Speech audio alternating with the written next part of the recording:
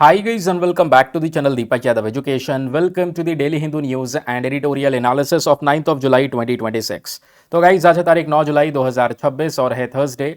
देखेंगे आज के द हिंदू कंप्लीट न्यूज़पेपर को एनालाइज करेंगे। बट लेक्चर में आगे बढ़ने से पहले अगर आपको इस लेक्चर का पीडीएफ चाहिए तो क्या करना है, सबसे पहले डाउनलोड करना है टेलीग्राम, देन उसके बाद जाके सर्च बॉक्स में टाइप करना दीपक यादव एजुकेशन यूपीएससी। आपको ये वाला टेलीग्राम चैनल मिल जाएगा। यहाँ से आप डेली बेसिस पे इन लेक्चर के पीडीएफ डॉक्यूमेंट्स को डाउनलोड कर पाओगे। नाउ हमेशा की तरह हम लोग अपने लेक्चर को एक मैप के क्वेश्चन के साथ स्टार्ट करेंगे। तो आज आप सभी को मैप में जाकर देखना है न्यूजीलैंड को कहाँ पर है एग्जैक्टली लोकेटेड, इसको अच्छे से मैप में देखना, देन उसके बाद आकर नीचे कमेंट सेक्शन में टाइप करना, जिससे कि आप लोग इसको लंबे समय तक याद रख पाओगे।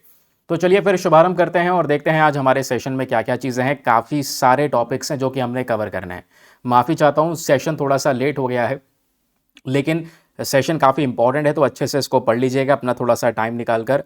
और वीडियो के लास्ट में जैसे हम रोज़ाना के बेसिस पे कुछ प्रैक्टिस क्वेश्चन सॉल्व करते हैं, तो यहाँ पर भी आपको बहुत सारे प्रैक्टिस क्वेश्चन मिलेंगे, उसको सॉल्व करिएगा। इससे पता चलेगा कि आपने कितने कंसंट्रेटेड वे में पूरे सेशन को सुना है। ठीक है, तो दोस्तों हमारा जो पहला आर्टिकल है जिसके बेसिस पे आज का हम लोगों ने एक थंबनेल भी क्रिएट किया हुआ है, बात करता है पंबनन टेम्पल के बारे में। ये जो मंदिर है अपने आप में बहुत इंपॉर्टेंट है, क्योंकि आप लोगों ने पता है कि प्राइम मिनिस्टर अभी एक विजिट पर गए हुए हैं। 3 कंट्री की विजिट है। इंडोनेशिया, वो ऑलरेडी विजिट कंप्लीट हो चुकी है। इंडोनेशिया के बाद वो ऑस्ट्रेलिया जा रहे हैं। ऑस्ट्रेलिया के बाद यहाँ पर न्यूजीलैंड उनका विजिट रहेगा। तो जब इंडोनेशिया में गए तो इंडोनेशिया के साथ में बहुत सारे एग्रीमेंट साइन करे गए। डिफेंस एग्रीमेंट्स हमारे साइन हो चुके हैं, है ना। ब्रह्मोस जो मिसाइल है उसकी 2 बैटरी सिस्टम यहाँ पे हम इंडोनेशिया को प्रोवाइड करवाएंगे। एंड इवन ब्रह्मोस के बाद बात ये भी है, जो हमारा अस्त्र मिसाइल है वो भी हम इंडोनेशिया को प्रोवाइड करवाने वाले हैं। और इंडोनेशिया के जो मिनिस्टर हैं उनकी साइड से, उनके वहाँ पे जो प्रेसिडेंट है जिनका नाम है प्रबोवो सुबियांशो, तो इन्होंने वेडनेसडे में काफ़ी सारी बातें बोली हैं इंडिया के रिलेशंस को लेकर कि हाँ कभी भी इंडोनेशिया इंडिया के इंटरनल पॉलिटिक्स के अंदर में इन्वॉल्व नहीं होगा। या बहुत सारी ऐसी चीज़ें हैं जिसको लेकर ये दिखाया गया है कि किस तरीके से भारत और इंडोनेशिया मिलकर अपने रिलेशंस को करंट समय पर स्टेबल करके रखने की कोशिश कर रहे हैं। फिर इसी के बेसिस पे और भी आपको चीज़ें देखने को मिल जाएंगी। तो आर्टिकल में जो आज की हेडलाइन है ये अपने आप में बहुत इंपॉर्टेंट है एग्जाम के लिए, क्योंकि ऐसे बहुत सारे टेम्पल हैं जिसको लेकर यूपीएससी ने प्रीवियस ईयर क्वेश्चन पूछ रखे हैं। यहाँ पे बात हो रही है भारत और इंडोनेशिया दोनों मिलकर जॉइंट रिस्टोरेशन प्रोजेक्ट को लॉन्च कर चुके हैं। और ये जो प्रोजेक्ट है ये पंबनन टेम्पल को लेकर है। प्रम्बनन टेम्पल को लेकर, ये मंदिर इंडोनेशिया में है, लगभग 1000 साल पुराना मंदिर है। आज यूनेस्को वर्ल्ड हेरिटेज साइट में भी इस टेम्पल को कवर किया गया है। ये टेम्पल दोस्तों यहाँ पर हिंदू गॉड्स को डेडिकेट किया गया है। अभी मैं इसके बारे में काफ़ी सारी जो डिटेल्स हैं वो शेयर करूँगा, इस टेम्पल के स्ट्रक्चर के बारे में समझेंगे। लेकिन यहाँ पे भारत और इंडोनेशिया दोनों मिलकर इस टेम्पल को वापस से रीस्टोर करेंगे, क्योंकि बहुत पुराना हो गया है और बीच में कई बार इंडोनेशिया में अर्थक्वेक्स आए, भारी भूकंप आए, जिसकी वजह से पूरा जो टेम्पल स्ट्रक्चर है डैमेज हो गया है। तो हम चाहते हैं साथ में मिलकर इस टेम्पल का वापस से यहाँ पर जो कंस्ट्रक्शन है उसको संभाला जाए और वापस से यहाँ पर इस टेम्पल को सही करके तैयार किया जाए। तो उसी के लिए यानी कि रिस्टोर करने की बात हो रही है। दोनों कंट्रीज़ ने मिलकर रिस्टोरेशन प्रोजेक्ट को लॉन्च किया है। अब इंडिया की साइड से कौन जाने वाला है? आर्कियोलॉजिकल सर्वे ऑफ इंडिया, जो बेसिकली इंडिया के अंदर में जो हमारे टेम्पल्स हैं, मॉन्यूमेंट्स है, इसकी प्रोटेक्शन करता है, नए नए प्रकार की खोज करता है, एएसआई। तो एएसआई ही दोस्तों यहाँ पे पार्टिसिपेट करेगा भारत की साइड से, और इंडोनेशिया की साइड से इंडोनेशिया की कोई ऐसी ऑर्गेनाइजेशन रहेगी जो साथ में मिलकर जॉइंट रिस्टोरेशन करेंगे, यानी इस टेम्पल को वापस से रिस्टोर करने की तैयारी करी जा रही है। ठीक है, तो आई होप आपको एक क्लैरिटी मिल चुकी है न्यूज़ में क्या है। अब इसमें स्पेशल जो चीज़ है दोस्तों वह है प्रम्बनन टेम्पल। ये बहुत काम किया, अगर आप यहाँ पर इसको छोड़ दोगे तो एग्जामिनेशन में कुछ क्वेश्चन मिल सकते हैं, वो आपसे छूट जाएंगे। अच्छे से पढ़िएगा इसे। तो इधर उधर जाने की ज़रूरत नहीं है, कुछ डिटेल्स हैं आपके सामने, यहीं से ही आपके प्रश्न भी बन जाएंगे। तो हम लोगों ने जो न्यूज़ में चल रहा है उसको देख लिया था एग्जैक्टली। ये रही प्रम्बनन टेम्पल को लेकर एग्जैक्ट सारे के सारे फैक्ट्स और इन्फॉर्मेशन। ये टेम्पल को इंडोनेशिया के अंदर में लोकल भाषा में रोरो जोंगरेंग या लोरो जोंगरेंग के नाम से भी जाना जाता है। एक लार्जेस्ट हिंदू टेम्पल कॉम्प्लेक्स है पूरे इंडोनेशिया में। पूरे इंडोनेशिया के अंदर में सबसे बड़ा हिंदू टेम्पल कॉम्प्लेक्स यही है, और एक लार्जेस्ट हिंदू टेम्पल कॉम्प्लेक्स पूरे साउथ ईस्ट एशिया में भी इसको देखा जाता है। जहाँ पर हमारा इंडोनेशिया, मलेशिया, ये जितने भी कंट्रीज़ है साउथ ईस्ट एशिया में, इस पूरे के पूरे रीजन में ये टेम्पल एक सबसे बड़ा टेम्पल कॉम्प्लेक्स है। इसको मास्टरपीस के तौर पर देखा गया है, और ये एक क्लासिकल शेवाइट आर्किटेक्चर को दिखाता है। अब शेवाइट आर्किटेक्चर में हमारे हिंदू आर्किटेक्चर्स की बात हो रही है, टेम्पल आर्किटेक्चर्स की बात हो रही है, जिसमें आप नागरा स्टाइल पढ़ते हैं, द्रविड़ स्टाइल पढ़ते हैं, वेसरा स्टाइल पढ़ते हैं। तो ये जो टेम्पल के आर्किटेक्चर्स हैं वो पर्टिकुलर कह सकते हैं जो डिज़ाइंस है वो इन मंदिर के अंदर में यूज़ किया गया है। लोकेशन की बात करेंगे तो याद रखिएगा इंडोनेशिया में प्रेजेंट है, स्पेशली इंडोनेशिया में जावा आइलैंड पर। और यहीं पर वॉल्केनिक प्लेन्स वगैरह भी हैं, कई बार वॉल्केनिक इरप्शन हुआ है इतिहास में अगर हम देखें, या भूकंप आया है, तो उसकी वजह से जो मंदिर है काफ़ी ज़्यादा डैमेज हो गया है। तो इसी को रिस्टोर करने की तैयारी हो रही है। इस मंदिर के ओरिजिन और हिस्ट्री के बारे में बात करेंगे अगर यहाँ पे आप लोगों से प्रश्न बन जाए कि किसके थ्रू शुरुआत की गई थी या किसके थ्रू कंस्ट्रक्ट किया गया था ये टेम्पल, तो दोस्तों वैसे इस मंदिर को बनाया गया था 8 से लेकर 9th सेंचुरी एडी के टाइम पीरियड में, और ये कंस्ट्रक्ट किया गया था संजय डायनेस्टी के अंडर में। तो ये डायनेस्टी बहुत इंपॉर्टेंट है, ध्यान रखिए, इन्हीं डायनेस्टी के अंदर में ये टेम्पल बनाया गया था। ठीक है, और इसको एक रॉयल हिंदू मॉन्यूमेंट के तौर पे तैयार किया गया। शिवाइत हिंदुइज्म को वापस से जावा के अंदर यानी इंडोनेशिया में रिवाइव किया गया। शिवाइत हिंदुइज्म बेसिकली जहाँ पर लॉर्ड शिव के अंदर में ज़्यादातर लोग बिलीव किया करते थे। ठीक है, फिर उसके बाद दोस्तों डिक्लाइन की बात करेंगे, तो क्योंकि टेम्पल का कंस्ट्रक्शन कैसे हुआ वो हम लोगों ने समझा, लेकिन 11th सेंचुरी टाइम पीरियड आते आते जावा के अंदर में पॉलिटिकल पावर पूरी तरह से शिफ्ट हो चुकी थी। भूकंप आ रहे थे लगातार, वॉल्केनिक इरप्शंस हो रहे थे, माउंट मेरापी वॉल्केनो कई बार इरप्ट हुआ, जिसकी वजह से टेम्पल को काफ़ी नुकसान हुआ और ये टेम्पल एक समय बाद पूरी तरह से छिप सा गया था एक घने जंगल में, जिसके बाद कई सालों तक ये मिला नहीं। बाद में 19th सेंचुरी के टाइम पीरियड में जो ये ब्रिटिश सर्वेयर्स थे, इनको ये टेम्पल वापस से मिलता है, यानी कि ये ब्रिटिश सर्वेयर्स यहाँ पर इसको रीडिस्कवर करते हैं। फिर उसके बाद से दोस्तों यहाँ पर रीडिस्कवरी के बाद में इसको रिस्टोर करने का काम भी शुरू किया गया था 1918 में। वो सही तरीके से नहीं हो पाया। बाद में इसको यूनेस्को वर्ल्ड हेरिटेज साइट में भी कवर किया गया 1991 में। तो एक दुनिया में एक इम्पॉर्टेंट धरोहर के तौर पे इसको देखा जाता है और इसको आज इंडोनेशियन की नेशनल कल्चरल प्रॉस्पेरिटी के तौर पर भी एक रिकग्निशन दिया गया था 1998 में। इसके फीचर्स के बारे में जब हम लोग बात करेंगे दोस्तों, तो ये टेम्पल बहुत ही अद्भुत तरीके से बना हुआ है। यहाँ की जो इंजीनियरिंग टेक्नोलॉजी है वो बहुत शानदार है। एक टेम्पल नहीं है, इस पूरे आर्किटेक्चर में जो संजय डायनेस्टी के अंदर में बनाया गया था ये परमानेंट टेम्पल, इसको देखोगे तो बहुत सारे टेम्पल्स हैं। देखो बड़े बड़े साइज़ के यहाँ पर 3 टेम्पल्स हैं। ठीक है, जो मेन 3 डीटीज़ को, हिंदू डीटीज़ को डिनोट किया गया है, जैसे यहाँ पर ब्रह्मा, विष्णु और शिव, इन तीनों गॉड को यहाँ पर डेडिकेट करे गए हैं। और इनके आगे जो ये छोटे छोटे टेम्पल्स बनाए गए हैं, ठीक है, छोटे छोटे टेम्पल्स इन तीनों ही मंदिरों के आगे बने हुए हैं। वो छोटे छोटे टेम्पल दोस्तों इन तीनों गॉड्स के वाहन को, इनके व्हीकल को डिनोट किए गए हैं, याद रखिएगा। और इन टेम्पल को जूम करके देखोगे ना तो हर एक पार्ट में बहुत ही ज़्यादा गहराई तरीके से नक्काशियाँ की हुई हैं, इसमें कुछ डिज़ाइनिंग की हुई है जो अपने आप में एक बहुत ही ज़्यादा यूनिक फीचर है। और दीवारों पे देखोगे तो कुछ जो इंडोनेशियन रामायण है, वो रामायण की जो स्टोरीज़ है वो भी शो की गई है। आप समझ जाओ नक्काशियाँ करके कितने टाइम पीरियड में, कितने समय लगा होगा इन सब चीज़ों को तैयार करने में। तो इस टेम्पल कॉम्प्लेक्स की जब बात हो ही रही है तो मैंने बताया तिरुमूर्ति टेम्पल कॉम्प्लेक्स है। अब तिरुमूर्ति, जब हिंदू त्रिमूर्ति की बात होती है तो शिव जी का टेम्पल यहाँ पर देखने को मिल जाएगा, जिसकी हाइट है 47 मीटर्स, और यहीं पर एक भगवान शिव जी का बहुत बड़ा स्टैचू प्रेजेंट है। फिर ब्रह्मा टेम्पल देखने को मिल जाएगा शिव टेम्पल के नॉर्थ में, वो लॉर्ड ब्रह्मा को डेडिकेट करा गया है। विष्णु टेम्पल भी आप देख पाओगे जस्ट शिव टेम्पल के सदर्न रीजन में प्रेजेंट है और वो लॉर्ड विष्णु जी को डेडिकेट करा गया है। और इन मंदिरों के आगे, तीनों मंदिरों के आगे छोटे छोटे मंदिर बनाए गए हैं और वो छोटे छोटे जो टेम्पल्स हैं वो इन तीनों ही गॉड्स के सैक्रेड व्हीकल को डेडिकेट करे गए हैं। जैसे यहाँ पर लॉर्ड शिव जी के लिए नंदी महाराज, लॉर्ड ब्रह्मा के लिए हंसा एंड लॉर्ड विष्णु के लिए गरुड़। तो ये 3 अलग अलग वाहन के लिए छोटे छोटे टेम्पल्स डेडिकेट करे गए हैं जो इन मंदिरों के सामने बने हुए हैं। बाकी इस मंदिर की दीवारें देखोगे तो वहाँ पे स्टोन कार्विंग्स की गई हैं, मतलब पत्थर को काट के छोटी छोटी नक्काशियाँ बनाई गई हैं जहाँ पे रामायण शो किया गया है। लेकिन रामायण आपको पता है बहुत सारे वर्जन्स में आती हैं, तो ये इंडोनेशियन वर्जन है रामायण का जो यहाँ पर इन्होंने शो किया हुआ है। भगवत पुराण के कुछ सीन्स आपको एग्जैक्टली यहाँ पर देखने को मिल जाएंगे, मतलब कुछ चीज़ें इन्होंने एज अ स्टोरीज के तौर पर मैंशन कर रखा है यहाँ पर। तो इंजीनियरिंग टेक्नोलॉजी की बात करेंगे तो ये जो टेक्निक यूज़ की गई है वो अपने आप में खतरनाक है। इसमें कोई ऐसा बहुत मजबूत सीमेंट की तौर पर जो ऐसे कोई सोल्यूशन होता है वो यूज़ नहीं किया गया है यहाँ पे ब्रिक्स को चिपकाने के लिए। इसमें इंटरलॉकिंग स्टोन टेक्नोलॉजी का यूज़ किया गया है, यानी पत्थर को आपस में लॉक करने की कोशिश की गई है। एक पत्थर से दूसरे पत्थर के बीच में यहाँ पर लॉक्स बनाकर उनको आपस में फंसाया गया है, जिसके माध्यम से पूरा टेम्पल स्ट्रक्चर बना है। और ये इतने समय पहले ऐसा इंजीनियरिंग मेथड आपको देखने को मिल जाएगा जो इतने सारे भूकंप के झटकों को झेल चुका है, इतने सारे वाइब्रेशंस को, सीस्मिक वाइब्रेशंस को यहाँ पर झेल चुका है। ठीक है, आई होप आपको यहाँ पर एक क्लैरिटी मिल चुकी है, स्ट्रक्चर के बारे में समझ में आ गया। स्ट्रक्चर के सभी इंपॉर्टेंट चीज़ें हम लोगों ने यहाँ पे कवर कर ली हैं। कुछ भी आप लोगों ने एग्जामिनेशन में पूछा जाएगा तो आप इसको रिवाइज कर सकते हैं फ्रॉम दीज रिवीजन पॉइंटर। जल्दी जल्दी रिवाइज करने के लिए ये डिटेल्स आपको दी गई हैं।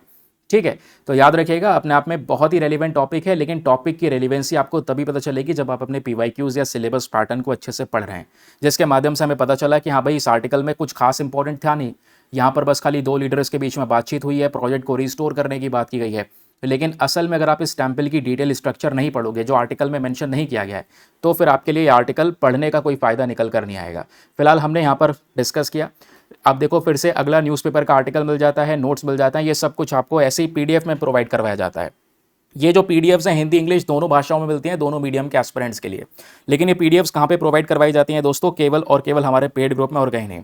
पेड ग्रुप को ज्वाइन करने का फी पेमेंट बहुत मिनिमम है, just 499 for the lifetime access. जब तक आपका सिलेक्शन ना हो जाए तब तक आप 499 में इस ग्रुप को ज्वाइन करके रख सकते हैं। ज्वाइन करने के लिए करना क्या है, व्हाट्सएप पर जाइएगा, यहाँ पर आपको एक नंबर दिया गया है 8534873368। इस नंबर पर मैसेज कर देना कि I want to join this group. आपको रिप्लाई मिलेगा, पेमेंट का प्रोसेस दिया जाएगा, डेमो वीडियो का लिंक मिलेगा, उसको देख सकते हैं, चेक कर सकते हैं और अपना आपको कंप्लीटली सेटिस्फाई करने के बाद में जाकर अपना ये इन्वेस्टमेंट कर सकते हैं। ठीक है, हिंदी इंग्लिश दोनों भाषाओं में पीडीएफ्स मिलते हैं। और इस ग्रुप में जब आप ऐड होगे ना, क्योंकि आपका ये वन टाइम इन्वेस्टमेंट है, तो ये इन्वेस्टमेंट आपका तुरंत हाथों हाथ रिकवर भी हो जाएगा। रिकवर कैसे हो जाएगा? क्योंकि इस ग्रुप के अंदर में सारे पुराने पीडीएफ्स भी अवेलेबल हैं। जब आप ग्रुप में ऐड होगे पुराने पीडीएफ्स भी आपको मिल जाएंगे और नए पीडीएफ्स यानी जो करंट समय पर अपलोड हो रहे हैं वो भी मिलेंगे, और इन फ्यूचर वाले पीडीएफ्स भी आपको वहाँ पर इसी ग्रुप में मिल जाएंगे। करंट अफेयर्स में क्या पढ़ें, नोट्स कैसे बनाएं, क्वेश्चन प्रैक्टिस कैसे करें, ये सारी परेशानी आपकी दूर हो जाती है फिर। चलिए अगला आर्टिकल यहाँ पर आज न्यूज़पेपर में प्रेजेंट है, GS paper number 3 space and technology, sorry space technology बोल रहा हूँ, डिफेंस एंड सिक्योरिटी के साथ में आप इसको लिंक कर सकते हैं। तो ज़्यादा कुछ नहीं है, कल पीआईबी में ऑलरेडी ये पब्लिश हो चुका था। डीआरडीओ ने एक सक्सेसफुल फ्लाइट टेस्ट किया है पिनाका रॉकेट का। तो पिनाका रॉकेट के मल्टीपल वेरिएंट्स आज हमारे पास में प्रेजेंट है, हम टेस्ट करते रहते हैं। अभी कुछ समय पहले पिनाका का लॉन्ग रेंज वेरिएंट टेस्ट किया गया था, 120 किलोमीटर रेंज वाला, याद होगा। अभी कुछ महीने पहले है हमने डिस्कशन किया था। अभी यहाँ पर एक और ये डीआरडीओ का पिनाका रॉकेट टेस्ट किया गया जिसकी टोटल स्ट्राइक रेंज है 60 किलोमीटर्स की। इसमें जो हमने प्लान किया था वो सारे के सारे प्लानिंग सक्सेसफुली इंप्लीमेंट हुआ है। हमारा मेन पर्पज़ ये था कि हम जब ये मिसाइल जाएगा तो हवा में क्या इसको मोड़ सकते हैं, क्या इसके टारगेट को सही तरीके से सटीक तरीके से हिट कर सकते हैं। तो वो सारे के सारे जो प्लानिंग थी उसको अच्छी तरीके से सक्सेसफुली टेस्ट किया जा चुका है। यानी पिनाका रॉकेट जो फैमिली भारत ने बना रखी है, इसमें अलग अलग वेरिएंट्स के अंदर में एक क्षमता और ऐड हो चुकी है, बस इतनी सी बात है। तो एग्जाम के लिए ज़्यादा कुछ रेलिवेंट इस आर्टिकल में नहीं देखने को मिलेगा। अगर एग्जाम के लिए पढ़ना है तो आपने सिंपल इस पिनाका मिसाइल सिस्टम के बारे में बेसिक फैक्ट्स पता होने चाहिए। क्या है पिनाका सिस्टम, कैसे काम करता है और किस लिए बनाया गया है। तो आइए मैं आपको वो फटाफट क्लियर करवाता हूं। तो ये पिनाका मिसाइल सिस्टम हमने खुद से बनाया है, इंडिजीनियसली डेवलप किया गया है, याद रखिएगा। ये किस प्रकार का सिस्टम है? Multi barrel rocket launcher system है। इसमें एक बार में एक रॉकेट नहीं, आप एक बार में 12 रॉकेट दाग सकते हैं, 12 मिसाइल्स दाग सकते हैं। जैसे हमने यहाँ पर एक ट्रक के ऊपर में इस पूरे सिस्टम को माउंट कर रखा है और इस सिस्टम में दो अलग अलग पॉड्स आपको नजर आएंगे। एक पॉड में 6 रॉकेट और दूसरे पॉड में 6 रॉकेट। तो एक ही यहाँ पर सिस्टम से आप सीधा एक बार में कुछ मिनटों के अंदर अंदर सीधा 12 रॉकेट्स दाग सकते हैं। और ऐसे 2-3 ट्रक्स हम एक साथ यूज़ करें तो कुछ मिनटों के अंदर अंदर एक साथ यहाँ पर 24-48 जो भी रॉकेट्स हमने दागने हैं वो आराम से दाग सकते हैं। तो इसीलिए इसको multi barrel rocket launcher system बोला गया है। इसमें मल्टीपल रॉकेट्स एक साथ दागने की क्षमता है। ठीक है, तो ये पिनाका सिस्टम क्यों डिज़ाइन किया गया है? ताकि दुश्मन को अगर डिस्ट्रॉय करना है, बहुत जल्दी बड़े लेवल पर डिस्ट्रक्शन मचाना है एक्यूरेसी के साथ में, तो उसके लिए हम लोगों ने इस particular Pinaka rocket launcher system को बनाया है। किसने बनाया है? डीआरडीओ ने बनाया है। ठीक है, डीआरडीओ की लैबोरेटरी ने बनाया है। किस प्रकार का सिस्टम है? Multi barrel rocket launcher system है। इसका नाम पिनाका क्यों रखा गया है? देखो, पिनाका जो है ये भगवान शिव जी का धनुष है। ये वो धनुष है जिसको राम जी ने तोड़ा था और उसके बाद सीता माता से विवाह किया था। तो उस धनुष का नाम पिनाका है, वहीं से यह नाम रखा गया है पिनाका। इंडिजीनियस सिस्टम है, इसको हमने खुद भारत ने आत्मनिर्भर इनिशिएटिव के अंदर में इसको बनाया हुआ है। इसको आप कहीं पर भी मूव कर सकते हैं क्योंकि ये ट्रक के ऊपर माउंट है, कोई ऐसा फिक्स्ड सिस्टम नहीं है। इधर से उधर कहीं पर भी मूव करना हो तो आराम से इसको मूव किया जा सकता है। जल्दी कहीं पर डिप्लॉय करना है तो शॉर्ट टाइम में कहीं पर भी इसको तैनात कर सकते हैं। सटीक तरीके से अपने टारगेट को हिट करेगा। कुछ सेकंड के अंदर अंदर मल्टीपल रॉकेट्स को लॉन्च कर सकता है, हैवी डैमेज कर सकता है किसी बड़े एरिया के अंदर में। ठीक है, तो अब पिनाका के अंदर में ही कुछ वेरिएंट्स आते हैं। फॉर एग्जांपल एक आता है पिनाका मार्क 1, फिर आता है पिनाका MK2 मार्क 2। मार्क 1 जो है इसकी रेंज ज़्यादा नहीं है, 40 किलोमीटर्स रेंज है, यानी शॉर्ट टू मीडियम रेंज वाली मिसाइल में आ रहा है। मार्क 2 वाले की जो रेंज है 70 to 80 किलोमीटर्स है और इसमें हम लोगों ने कुछ रेंज को ऐड अप किया है। अभी लॉन्ग रेंज सिस्टम भी टेस्ट किया था जो रेंज 120 किलोमीटर्स तक जा सकती है और भविष्य में टारगेट है कि हम पिनाका का रेंज बढ़ाते बढ़ाते 300 किलोमीटर तक लेकर जाएंगे कि 300 किलोमीटर्स तक टारगेट को हम लोग यहाँ पर हिट कर सकें।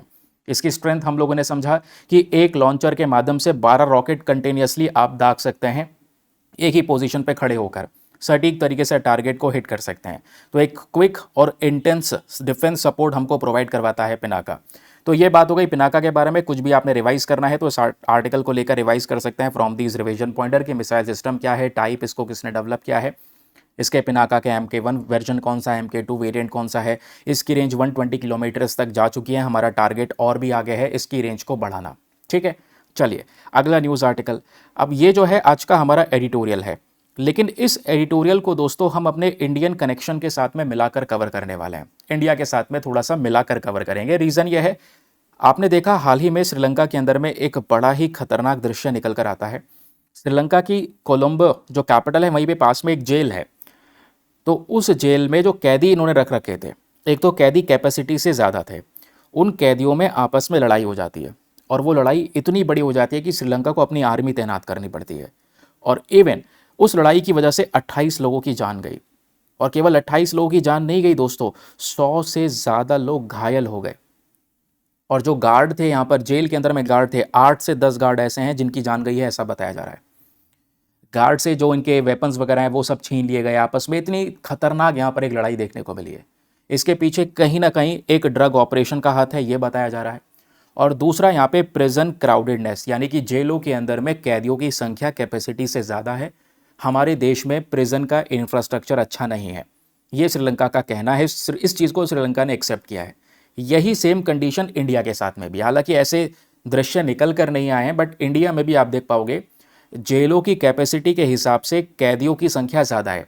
इसलिए कई बार आपने कुछ समय पहले देखा होगा एक बीमारी फैली थी जो वेस्ट बंगाल के अंदर में जेल में काफ़ी सारे कैदियों को हो गई थी। क्यों? क्योंकि इंडिया के अंदर में हम क्राउड को सही तरीके से जेलों में मैनेज नहीं कर पा रहे हैं। यह है हमारी एग्जैक्ट प्रॉब्लम। तो आइए इसी को समझते हैं कि श्रीलंका को क्या करना चाहिए। और मैं वैसे इस आर्टिकल में प्योरली सब कुछ श्रीलंका को लेकर डील किया गया है, लेकिन मैं इस आर्टिकल को इंडिया के साथ में भी लिंक करूंगा कि हम भी ऐसी प्रॉब्लम को फेस कर रहे हैं। हो सकता है एग्जामिनर श्रीलंका के इस पर्टिकुलर सिचुएशन को एज अ एग्जाम्पल के तौर पे सेट करते हुए आपसे इंडिया की कंडीशन के बारे में सवाल पूछ ले। तो जो फैक्ट्स डिस्कस करेंगे वो श्रीलंका और इंडिया के बारे में, दोनों के बारे में कवरेज करने वाले हैं। मामला क्या है आपके सामने देखो कि हाल ही में जो ये दंगा हुआ है श्रीलंका में, दिखाता है एक बहुत बड़ी प्रॉब्लम को कि अगर अपने देश में जेलों का सही तरीके से मैनेजमेंट नहीं हुआ और जेल के अंदर में कैदियों की संख्या कैपेसिटी के हिसाब से ज़्यादा हुई और ड्रग्स वगैरह की कहीं ना कहीं यहाँ पर तस्करी हो रही है जेल के अंदर में, तो ये कहीं ना कहीं एक बड़ी खतरनाक सिचुएशन बना सकता है किसी पर्टिकुलर कंट्री में। तो एक्चुअल तौर पे आप देखोगे तो मंडे में ये पूरा का पूरा जो क्लैश है वो होता है ना। वैसे इस क्लैश की शुरुआत तो संडे में हो गई थी, टेंशन संडे में ही हो रही थी क्योंकि संडे में 2 कैदियों की जान चली गई थी। मंडे में खतरनाक दृश्य हो जाता है जहां पर ये सारे के सारे कैदी आपस में लड़ रहे होते हैं। 28 लोगों की जान जाती है, 100 से ज़्यादा लोग इंजर हो जाते हैं। सरकार ने अपनी मिलिट्री को इस पूरे जेल के आसपास तैनात कर दिया, लेकिन मिलिट्री को तैनात करने से भी कोई सल्यूशन नहीं निकल कर आया क्योंकि ये पूरी हिंसा और ज़्यादा भयंकर रूप ले लेती है। ये दंगा दोस्तों यहाँ पर कैसे हुआ, रीज़न क्या था इसके पीछे का? तो आर्टिकल कहता है ये दंगा कुछ प्रिजनर्स ने इन्फॉर्म किया है। कुछ कैदी ऐसे हैं जिन्होंने ये बताया कि इलीगल ड्रग ऑपरेशन चल रहा था जेल के अंदर से। कुछ ऐसे कैदी हैं जो इलीगल तौर पे ड्रग ऑपरेशन ऑपरेट कर रहे थे श्रीलंका के अंदर में, वो भी जेल के अंदर से। अब क्या हुआ, इसी वॉयलेंस के दौरान कुछ प्रिजनर्स ने, जो गार्ड होते हैं वहाँ पे, उनके हथियारों को छीना। कुछ ने यहाँ पर जो ये इन्फॉर्मेशन शेयर की है या वो पकड़े जा रहे थे, उनके बारे में जब पता चला तो उनसे लड़ाइयाँ हुई, राइवल गैंग मेंबर्स को एक दूसरे को मारना शुरू कर दिया और 8 पर्सन गार्ड्स की भी जान चली गई। इस इंसिडेंट के बाद में सरकार ने हज़ारों कैदियों को वहाँ से निकाला, 100 कैदियों को वहाँ से निकाला और उसके बाद में दूसरे जेलों के अंदर में एज अ सेफ्टी के तौर पर वहाँ पे पहुँचा दिया। लेकिन तब तक हो चुकी थी देर क्योंकि बहुत ही ज़्यादा डिस्ट्रक्शन मच चुका था। इसी के आधार पे श्रीलंका की जो सरकार है, उनके जो प्रेसिडेंट हैं, उनका कहना यह है हम 2 मेजर चैलेंजेस को यहाँ पर देख पा रहे हैं इस सिचुएशन की वजह से। एक तो इलीगल ड्रग नेटवर्क को कंट्रोल करना ज़रूरी है क्योंकि इलीगल तरीके से ड्रग्स की तस्करी किस प्रकार से एक सिनारियो क्रिएट कर सकती है किसी कंट्री में, वो आपके सामने है। और दूसरी बात, जेलों के अंदर में जो ओवर क्राउडेडनेस है इसको भी रिड्यूस करना बहुत ही ज़्यादा ज़रूरी है अगर सही तरीके से हमें जेल को ऑपरेट करना है। तो ये जो प्रॉब्लम है ओवर क्राउडिंग की, ये नई प्रॉब्लम नहीं है, ये काफ़ी सालों से ऐसे ही चलती आ रही है और बहुत सारे देशों में ये प्रॉब्लम्स हैं जहाँ पे जेलों का इंफ्रास्ट्रक्चर इतना अच्छा नहीं है। इवन साल 2020 में आप देख पाओगे तो human right commission of Sri Lanka इन्होंने इस कंडीशन को बहुत पहले ही बता दिया था कि आपके पास में रिसोर्सेज की कमी है और पुअर स्ट्रक्चर की वजह से जेलों में भीड़ बहुत ज़्यादा भरी हुई है। और 2024 के अंदर में ऑडिटर जनरल की रिपोर्ट भी आई थी, जिसमें बताया कि भाई श्रीलंका के जो जेल हैं उनमें जो ऑफिशियल कैपेसिटी है वो केवल 10,395 कैदी को रखने की कैपेसिटी है, लेकिन इन्होंने इतने कैदी के बजाय 28,278 कैदियों को रख रखा है। इसका मतलब जितने भी ये जेल हैं उसमें जो कैपेसिटी है उसके हिसाब से 3 गुना ज़्यादा कैदी इन्होंने भर रखे हैं। गवर्नमेंट का मानना यह है कि जो ड्रग अंडरवर्ल्ड है ये एक रीज़न बन गया वॉयलेंस के पीछे का, और दूसरा यहाँ पे इनका इंफ्रास्ट्रक्चर, प्रिजन इंफ्रास्ट्रक्चर ये कारण बन गया। और श्रीलंका ऐसी कंडीशन पहले भी फेस कर चुका है, ऐसा नहीं है पहली बार हुआ है, ये तीसरी बार ऐसा है जो मेजर प्रिजन रायट यहाँ पर देखने को मिल जाएगा पिछले कुछ सालों में। फॉर एग्जाम्पल 2012 में एक ऐसी कंडीशन बनकर आ गई थी जब 27 कैदियों की जान गई थी, पुलिस ने यहाँ पे शॉट डाउन किया और मार दिया, गोली मार दी। 2020 में आप देख पाओगे फिर ये महारा प्रिजन राइट होता है जहाँ पे अगेन 11 कैदियों की जान जाती है। 2025 में आप देख पाओगे ये करंट प्रिजन राइट है जिसके बारे में हम पढ़ रहे हैं, ये अभी तक का सबसे भयानक है। 28 लोगों की जान गई, 100 से ज़्यादा लोग यहाँ पर घायल हुए। तो गवर्नमेंट को क्या करना चाहिए? आर्टिकल में रिकमेंडेशन है, एक तो पहली बात जेलों का जो इंफ्रास्ट्रक्चर है उसको जितना अच्छी तरीके से इम्प्रूव कर सको उतना इम्प्रूव कर लेना चाहिए। दूसरा, यहाँ पे ओवर क्राउडेडनेस को कम करने की ज़रूरत है। और तीसरा, जेलों की सिक्योरिटी को मजबूत करने की ज़रूरत है। स्ट्रिक्ट एक्शन लेने की ज़रूरत है ड्रग नेटवर्क्स के खिलाफ में, ताकि यहाँ पर जेलों के अंदर से इस तरीके से कोई भी जो ये नेटवर्क है वो ऑपरेट ना किया जा सके। अब इंडिया में इस प्रकार से जेलों की क्या कंडीशन है, तो मैं यहाँ पर एक रिपोर्ट डिस्कस कर रहा हूँ एनसीआरबी की, 2024 की रिपोर्ट है। यहाँ पर इंडिया में भी यही कंडीशन है। इंडिया में 1333 जेल हैं दोस्तों, जिसमें कैपेसिटी जो है वो है 4.53 लाख कैदियों को रखने की। लेकिन प्रिजनर्स जो लॉन्च करे गए 2024 में वो संख्या ही अपने आप में 5 लाख से ज़्यादा की है। तो वो वही सेम कंडीशन है कि आज जेलों में भारत के अंदर में भी कैदियों की कैपेसिटी के हिसाब से ज़्यादा कैदी रख रखे हैं। सबसे ज़्यादा कंडीशन ख़राब यहाँ पर आपको दिल्ली की देखने को मिल जाती है, जम्मू कश्मीर की देखने को मिल जाती है और बिहार की भी देखने को मिल जाती है। लेकिन दिल्ली और बिहार की कंडीशन को बात करते हैं तो यहाँ पर थोड़ा इंटरेस्टिंग पॉइंट है। इंडिया में पता है प्रॉब्लम क्या है? हमारे पास में जेल बहुत सारी हैं, अब कैदियों की संख्या फिर भी ज़्यादा है, लेकिन कैदियों को जो जेल में डाला गया है ना, इनमें से आधे से ज़्यादा केसेस, मान लो 100% अगर केसेस है तो उसमें से 50% से ज़्यादा केसेस अंडर ट्रायल वाले हैं। यानी वो व्यक्ति अभी मुजरिम साबित हुआ ही नहीं है, उस पर एक ट्रायल चल रहा है, केस चल रहा है, लेकिन उसको भी जेल में रख रखा है। तो माना जाता है कि कई बार इन अंडर ट्रायल प्रिजनर्स को बेल देकर छोड़ सकते हैं, और जब जब बुलाएंगे तब तक वो कोर्ट प्रस्तुत होते रहेंगे जब तक ये केस चल रहा है। और जैसे ही बहुत सारे एविडेंसेस इकट्ठे हो जाएंगे, केस रिजॉल्व हो जाएगा, मुजरिम साबित हो जाएगा, जेल में डाल दिया जाएगा। लेकिन हमने अंडर ट्रायल प्रिजनर की संख्या ज़्यादा बढ़ा रखी है, मेन कैदी कम है, अंडर ट्रायल प्रिजनर ज़्यादा हमारे जेल में देखने को मिल जाएंगे। दिल्ली में 87% से ज़्यादा कैपेसिटी से बाहर यहाँ पर है। बिहार के अंदर भी कंडीशंस काफ़ी ज़्यादा ख़राब हैं, स्पेशली जेलों की कैपेसिटी की। हालांकि 2025 से 2024 के बीच में 120 नए जेल बनाए गए थे, बट वो भी इनफ नहीं है इतनी भारी कैपेसिटी को, इतने भारी नंबर को संभालने के लिए। तो इंडिया के लिए भी यहाँ पर जो इंफ्रास्ट्रक्चर चैलेंज है वो मेंशन किया गया है, कंसर्न मेंशन किया गया है कि भाई लिविंग कंडीशन अच्छी नहीं है। एक जेल में बहुत सारे कैदी एक साथ रह रहे हैं, किसी को ऐसी बीमारी हो जाए, ट्यूबरक्लोसिस या दूसरी और टाइप की बीमारी हो जाए, तो दूसरे इंसानों में वो बहुत ईजिली फैलने लगती है, दूसरे कैदियों में फैलने लगती है। इनको प्रॉपर हेल्थ केयर नहीं मिलता, रिहेबिलिटेशन सपोर्ट नहीं मिलता। उसके अलावा वॉयलेंस, जितने ज़्यादा लोग वहाँ पर शामिल होंगे तो मेंटल स्ट्रेस और वॉयलेंस होने के चांसेस यहाँ पर बढ़ जाते हैं। एग्जाम्पल आपके सामने श्रीलंका का है ही, ठीक है। तो उसको आप लोग पढ़ लीजिएगा, बाकी आप इसको रिवाइज करना चाहते हैं तो बहुत ईजिली रिवाइज कर सकते हैं फ्रॉम दिस रिविजन पॉइंटर, ठीक है। इसमें मेंस में क्वेश्चन बन सकता है, प्रीलिम्स के लिए कोई ज़्यादा रेलिवेंट चीज़ यहाँ पर है नहीं। अब प्रीलिम्स के लिए जो रेलिवेंट चीज़ हो सकती है वो इस वाले आर्टिकल में है, अगला एडिटोरियल। ये एडिटोरियल हमारे लिए बहुत काम का है। इसमें देखोगे तो एक टर्म डिस्कस किया जा रहा है जिसका नाम है ह्यूमस ट्रेल। ये क्या होता है? और आज के समय पर ह्यूमस ट्रेल के ऊपर में काफ़ी चर्चाएं हो रही हैं, काफ़ी इसके ऊपर में स्क्रूटिनी को मेंटेन करके रखा हुआ है। रीज़न क्या है, पूरा केस क्या है, आइए मैं एक एक करके सारे पॉइंट्स तोड़कर समझाऊंगा। आपने बस खाली कॉन्सेप्ट याद रखना है ह्यूमस ट्रेल का। और इसी आर्टिकल में दोस्तों हम जेनेवा कन्वेंशन के बारे में भी डिस्कशन करेंगे। भारत ने जेनेवा कन्वेंशन के एक पर्टिकुलर सेक्शन को साइन कर रखा है, उसके बारे में डिस्कशन करेंगे। मामला क्या है सुनिएगा, यहाँ पे कंटेक्स्ट को समझना डिटेल से। ये बात है 2 जून 2026 की, तो अभी कुछ दिन हुए हैं। 2 जून 2026 में एक फाउंडेशन है, हिंद रजब फाउंडेशन, ठीक है। इस फाउंडेशन ने हमारे देश में एक कंप्लेंट फाइल की है हमारे गृह मंत्रालय के सामने। ब्यूरो ऑफ इमिग्रेशन से और पुलिस अथॉरिटी के अंदर में, यानी इन तीनों ही जगह पर कंप्लेंट फाइल करी है इस ऑर्गेनाइजेशन ने। जबकि ऑर्गेनाइजेशन भारत की नहीं है, ये ऑर्गेनाइजेशन बेल्जियम बेस्ड ऑर्गेनाइजेशन है, याद रखिएगा। ठीक है, तो इन्होंने कंप्लेंट किसके खिलाफ फाइल की है? पहली बात याद रखिएगा, बेल्जियम में जो ब्रसल्स है वहाँ पे ऑर्गेनाइजेशन बनी हुई है और ये पैलेस्टीनियन राइट्स ऑर्गेनाइजेशन है, जहाँ पर ये पैलेस्टीनियंस के अधिकारों की बात करती है। तो उन्होंने एक कंप्लेंट फाइल की इंडिया में, और कंप्लेंट एक इजरायली सोल्जर के खिलाफ है। एक इजरायली सोल्जर है जिसका नाम है आइतन गिल्बोआ।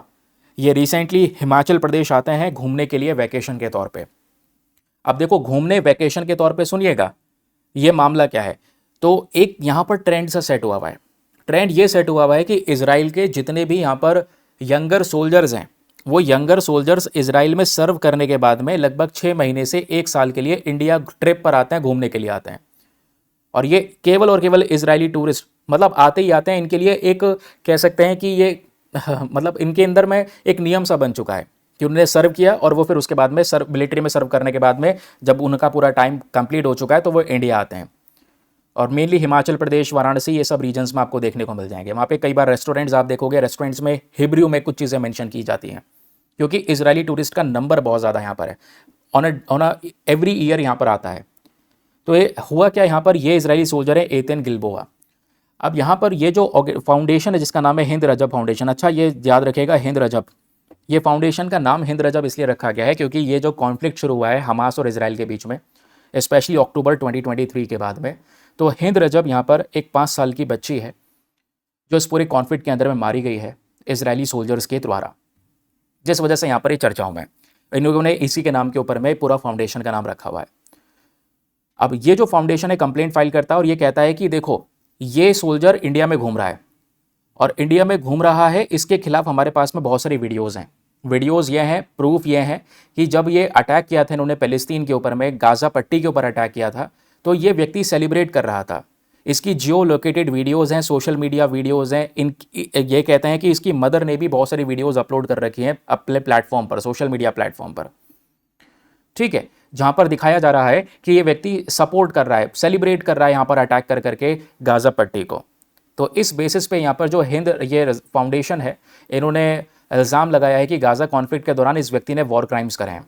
वॉर क्राइम्स इसलिए करे हैं कि इसने बहुत ज़्यादा डिस्ट्रक्शन मचा है गाज़ा कॉन्फ्लिक्ट में, रेसिडेंशियल बिल्डिंग्स को तबाह किया है, सिविलियन इंफ्रास्ट्रक्चर को तबाह किया है। खान यूनिस रफ़ा में जो ऑपरेशन चले उस दौरान यहाँ पर इसने बहुत सारे डिस्ट्रक्शन मचाया है। तो इंडियन अथॉरिटीज़ इसको अरेस्ट करे फटाफट, इंडिया के अंदर में घूम रहा है अरेस्ट करे, ऐसा यहाँ पर कहना था। लेकिन इंडियन अथॉरिटीज़ इससे पहले कुछ कर पाती, भाई यहाँ पर ये व्यक्ति इंडिया छोड़कर चला गया था वापस इजराइल, तो इंडियन अथॉरिटीज़ ने कुछ किया नहीं है और अभी कोई स्टेटमेंट वगैरह इस मामले को लेकर जारी नहीं है। तो क्वेश्चन आपके दिमाग में आएगा, क्या ऐसा हो सकता है कि कोई व्यक्ति बाहर का है और किसी ने वॉर क्राइम किया है किसी भी देश में, युद्ध में बहुत तगड़ा क्राइम किया है, तो वो कंट्री अगर वो दुनिया में कहीं पर भी घूम रहा होगा तो कोई भी कंट्री उसको अरेस्ट कर सकता है? बिल्कुल कोई भी कंट्री नहीं। स्पेशली यहाँ पर एक कन्वेंशन आता है जिसको बोलते हैं 4th जेनेवा कन्वेंशन। तो ये जो HRF फाउंडेशन है, इन्होंने आर्ग्यू किया है कि भाई सुनो, ये जो व्यक्ति है इसने 4th जेनेवा कन्वेंशन का वायलेशन किया है, इसका उल्लंघन किया है, और ये वही कन्वेंशन, वही अग्रीमेंट है जिसको भारत ने भी साइन कर रखा है। तो ये 4th जेनेवा कन्वेंशन क्या कहता है, आपके एग्जाम के लिए बहुत इंपॉर्टेंट है, ध्यान से सुनिएगा। ये कन्वेंशन सिविलियंस को प्रोटेक्ट करता है ड्यूरिंग आर्म्ड कॉन्फ्लिक्ट। कोई भी युद्ध चल रहा है, वॉर क्राइम चल रहा है, वॉर क्राइम में सिविलियंस के ऊपर में, क्योंकि वॉर क्राइम में जब क्या है, युद्ध में एक कंट्री के सिविलियंस के ऊपर आप अटैक कर रहे हैं, सिविलियंस की जान ज़्यादा जा रही है, सिविलियन इंफ्रास्ट्रक्चर, उनकी प्रॉपर्टीज़, बिल्डिंग्स, उनको डिस्ट्रॉय करना शुरू कर देते हैं, सिविलियन प्रॉपर्टी को बहुत खतरनाक डैमेज पहुँचता है, वो कहलाता है वॉर क्राइम। तो 4th जेनेवा कन्वेंशन यहाँ पर ये वॉर क्राइम के खिलाफ एक प्रोटेक्शन देता है कि भाई ऐसा वॉर क्राइम नहीं होना चाहिए। तो इंडिया ने यहाँ पर इसको साइन कर रखा है, क्योंकि इंडिया में वॉर क्राइम को लेकर कोई भी सेपरेट लॉ नहीं है। एग्जाम में क्वेश्चन बन सकता है क्या भारत में वॉर क्राइम को लेकर कोई सेपरेट लॉ है? नहीं, कोई भी नहीं है। इसी के लिए हमने जेनेवा कन्वेंशन एक्ट 1960 को ही लागू कर लिया, और इस एक्ट के अंदर में क्लियरली बोला गया है कि कोई भी अगर व्यक्ति जेनेवा कन्वेंशन को ब्रीच करेगा यानी वॉर क्राइम करेगा तो वो पनिशेबल ऑफेंस है। इंडिया किसी भी व्यक्ति को अरेस्ट कर सकता है रिगार्डलेस ऑफ हिज और हर नेशनलिटी। यहाँ पर वो किसी भी कंट्री से बिलोंग करता हो, कहीं पर भी क्राइम किया हो, उसको अरेस्ट किया जा सकता है इंडिया में, अगर उसने जेनेवा कन्वेंशन का वायलेशन किया है तो, क्योंकि हम लोगों ने जेनेवा कन्वेंशन, इस 4th कन्वेंशन को साइन कर रखा है। तो ये दिखाता है एक सिद्धांत को। सिद्धांत किस चीज़ का? यूनिवर्सल ज्यूरिसडिक्शन का सिद्धांत, कि जहाँ पर कुछ ऐसे क्राइम्स हैं जिसके लिए कोई सोल्यूशन नहीं है, मतलब जिसके लिए कोई छूट नहीं है। ऐसे क्राइम्स हैं भाई, किसी भी देश में वो व्यक्ति अवेलेबल होगा, उसको अरेस्ट किया जा सकेगा। और अगर अरेस्ट पॉसिबल नहीं हो पाया, मान लो उस मंत्रालय के थ्रू, जैसे अब यहाँ पर इस वाले पर्टिकुलर नियम के थ्रू जो अरेस्ट करने का जिम्मेदारी है मिनिस्ट्री ऑफ होम अफेयर्स या ब्यूरो ऑफ इमिग्रेशन के पास में। तो मान लो अगर अरेस्ट पॉसिबल नहीं हुआ है तो उस व्यक्ति को तुरंत डिपोर्ट किया जाए, जिस पे भी इल्ज़ाम लगेगा तुरंत यहाँ पर उसको देश से निकालना चाहिए। इस केस में क्या है, सरकार ने कोई भी ऑफिशियल स्टेटमेंट जारी नहीं किया है, कोई भी इन्वेस्टिगेशन की शुरुआत नहीं की गई है, और उससे पहले यहाँ पर वो जो व्यक्ति है वो चला गया है इंडिया को छोड़कर। समझ रहे हैं? अब क्वेश्चन यह है कि क्योंकि यहाँ पर जो मामला है ये 4th जिनेवा कन्वेंशन को लेकर है, एंड सेकेंड थिंग इज हमस ट्रेल को लेकर यहाँ पर बात हो रही है। तो दोनों के बीच में फर्क क्या है, और यहाँ पे हमस ट्रेल क्या है, जरा इस बात को हम समझते हैं। हमस ट्रेल बेसिकली यहाँ पर एक इनफॉर्मल नेम है।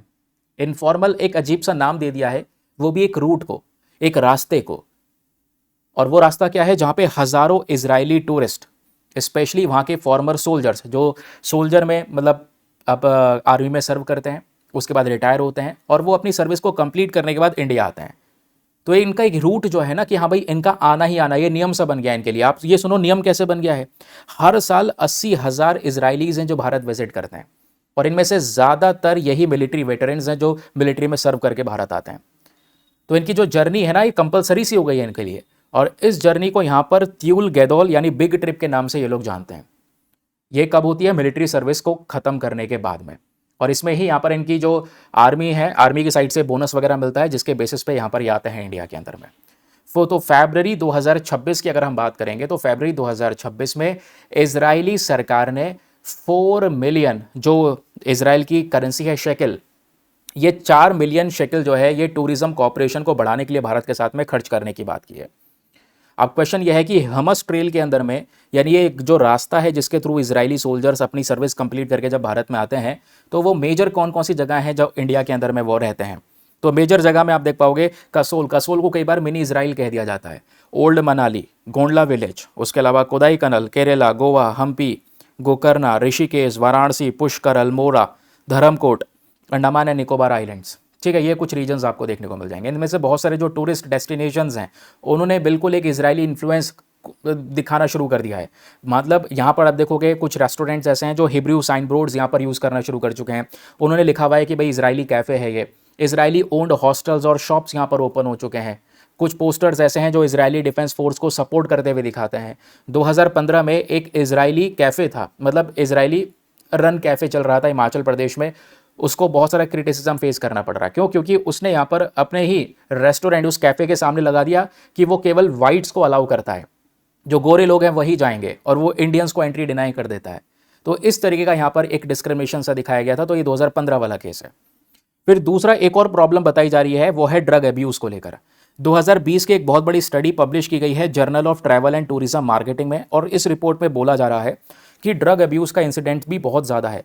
ये इजरायलीज आते हैं, ठीक है, अपनी सर्विस ख़त्म करने के बाद में बहुत सारे ड्रग एडिक्ट हैं, तो ड्रग अब्यूज़ का ज़्यादा यूज़ करना, रेव पार्टीज़ बढ़ती भी नज़र आती हैं। फिर इन रीजन्स के अंदर में रेव पार्टीज़ जहाँ पर जहर वगैरह, सांपों का जहर का इस्तेमाल होता है। फिर जो ड्रग ट्रैफिकिंग केस हैं वो भी इंक्रीज़ होते हुए नज़र आते हैं। तो ये स्टडी क्लियरली दिखाती है बहुत सारे इजरायली सोल्जर्स ऐसे हैं जो ड्रग्स का कंजम्पशन करते हैं ताकि इस साइकोलॉजिकल ट्रॉमा से निकल सकें, मेंटल हेल्थ चैलेंजेस से निकल सकें, और जो स्ट्रेस इन्होंने एक्सपीरियंस किया है मिलिट्री सर्विस में उससे बाहर निकल सकें, उसके लिए ड्रग्स का सहारा लेते हैं। तो ये भी एक बहुत बड़ा कंसर्न दिखाया गया है कि जब ये रहेंगे तो इस तरीके का जो एक एनवायरनमेंट है वो भी वहाँ पर फिर देखने को मिल जाता है। फिर प्रश्न यह है कि भाई ये इस मुद्दे को अटेंशन क्यों मिला है। मुद्दे को अटेंशन मैंने आपको बता दिया। 7 अक्टूबर 2023 हमास अटैक के बाद में इजराइल ने जो ऑपरेशन लॉन्च किया था गाज़ा पट्टी में, उसके अकॉर्डिंग, आर्टिकल के अकॉर्डिंग बताया जा रहा है 73,000 पैलेस्टीनियंस की यहाँ पर जान जा चुकी है इजराइल के इस अटैक में। और इजराइल के ऊपर में आज बहुत सारी कंट्रीज़ ने केस कर रखे हैं। For example international court of justice के अंदर में जीनोसाइड का इल्ज़ाम साउथ अफ्रीका ऑलरेडी पहले लगा चुका है। 2024 में हम लोगों ने डिस्कशन किया है। यूएन कमीशन ऑफ इंक्वायरी ने ऑलरेडी यहाँ पर इस चीज़ के ऊपर में बात कर रखी है कि जो इजरायली फोर्सेस हैं इन्होंने बहुत सारे लोगों को मारा है पैलेस्टीनियन रीजन में, जिसमें बच्चे, बूढ़े, कोई भी है, जो भी है वो सब के सब मारे गए हैं। समझे। फिर ऐसे ही यहाँ पर ये जो फाउंडेशन है, ये फाउंडेशन आज ऐसे ही लोगों को आइडेंटिफाई कर रहा है, खोज रहा है दुनिया भर में। अगर यहाँ पर कोई इजरायली सोल्जर है ऐसे घूम रहे हैं तो उनको ही आइडेंटिफाई कर रहा है, उनके बारे में सारी जो इन्फॉर्मेशन है या उस देश के अंदर में वो कंप्लेंट फाइल करने की फिर कोशिश करता है। तो ये चीज़ दोस्तों करंट समय पर चलती हुई नज़र आ रही है, याद रखिएगा। तो इस HRF के अकॉर्डिंग बात करोगे तो ये एक लीगल कंप्लेंट देता है इजरायली सोल्जर्स के अगेंस्ट, और ऑलरेडी बहुत सारे देशों में इन सोल्जर्स के अगेंस्ट में एक्शन लिया जा चुका है। फॉर एग्जांपल ब्राज़ील हो गया, रोमानिया हो गया, पेरू हो गया, बेल्जियम हो गया, कनाडा हो गया, यहाँ सभी जगह पर एक्शन लिया गया है। और अभी जो हाल ही का केस है वो चिली का केस है। चिली में भी जो कोर्ट है उसने एक यूनिवर्सल ज्यूरिसडिक्शन को रिकग्नाइज किया है और बोला है, मतलब HRF की कंप्लेंट फाइल की गई थी वहाँ पर एक इजरायली सोल्जर के अगेंस्ट में, तो उस कंप्लेंट को एक्सेप्ट किया गया है चिली के अंदर में। समझ रहे हैं? तो आपने क्या याद रखना है इसमें, खासकर जो 4th जेनेवा कन्वेंशन है उसके बारे में, और ये हमस ट्रायल एग्जैक्टली होता क्या है, ये पर्टिकुलर रूट के बारे में आपने पता होना चाहिए। बाकी रिवाइज करने के लिए छोटे छोटे रिवीजन पॉइंटर्स आपको दिए गए हैं, इनको आप बहुत ईजिली रिवाइज कर सकते हैं इस पूरे के पूरे आर्टिकल के सेक्शन के अंदर में। ओके, आई होप आपको एक क्लैरिटी मिल चुकी है, अच्छी तरीके से समझ में आ चुका है। अब चलिए कुछ प्रैक्टिस क्वेश्चंस मैं आपको दे रहा हूँ, उन प्रैक्टिस क्वेश्चंस को फटाफट सॉल्व कीजिए। तो सबसे पहला क्वेश्चन आपके सामने प्रेजेंट है, question number 1, question number 2, question number 3 करके डालिए और अपने आंसर जो है नीचे कमेंट सेक्शन में लिखना शुरू करिए। तो क्वेश्चन नंबर 1 आपके सामने ये जो प्रेजेंट है कहता है, with reference to Prambanan temple consider the following statements. Prambanan temple को लेकर 3 स्टेटमेंट है, बताना है कौन सा स्टेटमेंट सही है। पहला, क्या ये एक लार्जेस्ट हिंदू टेम्पल कॉम्प्लेक्स है इंडोनेशिया में? क्या इसको बनाया गया था संजय डायनेस्टी के अंडर में? सेकंड स्टेटमेंट, क्या ये एक्सक्लूसिवली केवल और केवल भगवान शिव जी को डेडिकेट किया गया है? तो बताएं कौन सा स्टेटमेंट सही है। 1 and 2 only, B 2 and 3 only, C 1 and 3 only, या फिर डी तीनों के तीनों स्टेटमेंट्स यहाँ पर करेक्ट हैं। Next question, with reference to guided Pinaka missile system consider the following statements. Pinaka missile guided system को लेकर 3 स्टेटमेंट है, बताना है कौन सा सही है। पहला, इसको DRDO के थ्रू डेवलप करा गया है। सेकंड, ये जो सिस्टम है इसका नाम रखा गया है भगवान शिव जी के धनुष के ऊपर में। थर्ड, पिनाका जो Mark 1 है इसकी रेंज है 40 किलोमीटर। तो बताएं कौन सा स्टेटमेंट सही है। 1 and 2 only, 2 and 3 only, 1 and 3 only, या फिर डी तीनों के तीनों स्टेटमेंट्स यहाँ पर करेक्ट हैं। नेक्स्ट क्वेश्चन बहुत ही interesting and important, with reference to Geneva convention 1960 consider the following statement. Geneva convention को लेकर बताना है कौन सा स्टेटमेंट सही है। पहला, कि इंडिया कैन प्रोसिक्यूट पर्सन्स, यानी भारत उन सभी लोगों के खिलाफ एक्शन ले सकता है जिन्होंने जेनेवा कन्वेंशन को ब्रीच किया है, भले यहाँ पर वो किसी भी देश से बिलोंग करता हो। सेकेंड, इंडिया यहाँ पर एक ज्यूरिसडिक्शन को एक्सरसाइज कर सकता है अगर मान लो किसी व्यक्ति ने जो एक क्राइम किया है वो हमारे देश से बाहर किसी और टेरिटरी में किया है, तब भी यहाँ पर उसके खिलाफ हम एक्शन ले सकते हैं। थर्ड स्टेटमेंट कहता है कि इंडिया के पास में एक सेपरेट कॉम्प्रहेंसिव अपने देश का खुद का एक पर्टिकुलर लॉ है जो और सभी प्रकार के वॉर क्राइम्स को डिफाइन करता है। तो बताएं कौन सा स्टेटमेंट सही है। आपके सामने प्रेजेंट है 1 and 2 only, B 2 and 3 only, C 1 only, या फिर डी तीनों के तीनों स्टेटमेंट्स एग्जैक्टली करेक्ट हैं। नेक्स्ट क्वेश्चन आपके सामने प्रेजेंट है, एक टर्म है जिसका नाम है हमस ट्रेल। ये अक्सर न्यूज़ में देखने को मिलता है इंटरनेशनल अफेयर्स के कंटेक्स्ट में। बताना है कि भाई इस ट्रेल को लेकर कौन सा स्टेटमेंट सही है। क्या ये एक मैरीटाइम ट्रेड रूट है जो वेस्ट एशिया को यूरोप से जोड़ता है? क्या ये ह्यूमैनिटेरियन कॉरिडोर है जिसको यूनाइटेड नेशन ने बनाया है गाज़ा में? या फिर एक ट्रैवलिंग रूट है जहाँ पर इंडिया के अंदर में बहुत सारे यंग इजरायली वेटरन्स आते हैं अपनी मिलिट्री सर्विस को कंप्लीट करने के बाद? या फिर ये एक इंटरनेशनल मिलिट्री लॉजिस्टिक्स नेटवर्क है जिसको नाटो ने बनाया है? तो बताएं दोस्तों यहाँ पर इस 4th वाले क्वेश्चन का आंसर क्या होना चाहिए। तो ये हो गए हमारे सारे के सारे इंपॉर्टेंट क्वेश्चंस। जो डिस्कशन है वो हमने कंप्लीट किया, न्यूज़पेपर के इंपॉर्टेंट आर्टिकल्स को कवर किया, थोड़े से समय में ज़्यादा से ज़्यादा आउटपुट निकालने की कोशिश की है, केवल और केवल इंपॉर्टेंट चीज़ों पे फोकस करने की कोशिश की है। इसी चीज़ पे मेक श्योर करना जितने भी लोग फर्स्ट टाइम चैनल पर जुड़ रहे हैं चैनल को सब्सक्राइब कर लें और बेल आइकॉन को प्रेस कर लें ताकि नोटिफिकेशन आप लोगों तक पहुंच सके। बाकी ग्रुप को ज्वाइन करने का इन्फॉर्मेशन शेयर कर चुका हूं। आज के लिए bye bye, have a nice day, thank you and जय हिंद।